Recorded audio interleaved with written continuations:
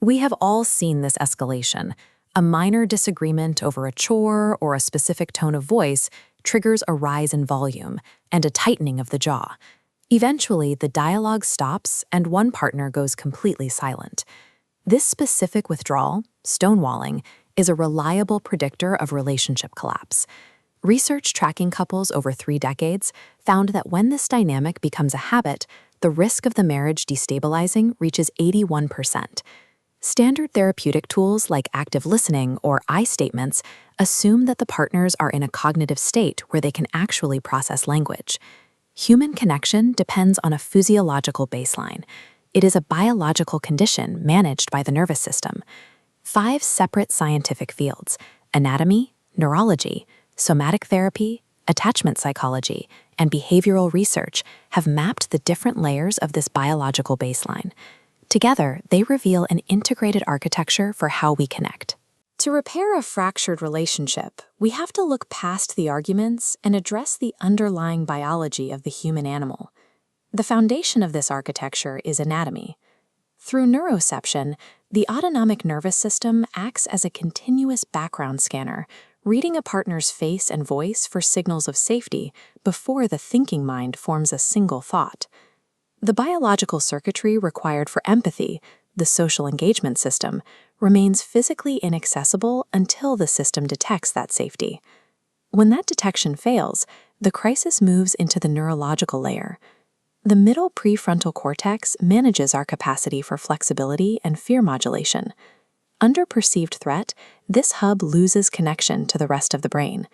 Ancient survival circuits fire without upper brain inhibition, producing a roller coaster mind that reacts with reflexive intensity.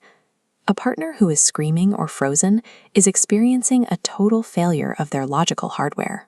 The prefrontal fibers that allow for perspective taking are no longer in control. This neurological shutdown has a somatic consequence. When a threat is too overwhelming to fight or flee, the body freezes, locking the incomplete survival response into the physical tissues. Thawing these states requires more than time. It requires co-regulation. Human beings are biologically designed to use the presence of others to return to a state of calm. The 1994 Los Angeles earthquake provided a real-world study of this biological drive. The disaster left thousands in a state of sudden, massive physiological alarm. Families who naturally clustered together on the grass for physical proximity recovered their nervous system stability far more quickly than those who remained isolated. The body's first instinct for safety is to seek another regulated body.